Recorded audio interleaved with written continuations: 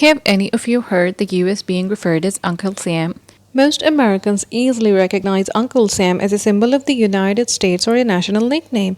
Uncle Sam, which has the same initials as the United States, is a common national personification of the federal government of the United States or the country in general. His image represents the US government in political cartoons or as a stand in for the American people everywhere, from soccer games to political rallies. The most familiar Uncle Sam image of all time is an army recruiting poster. In it, Uncle Sam proclaims, "I want you," while sternly pointing directly at the onlooker.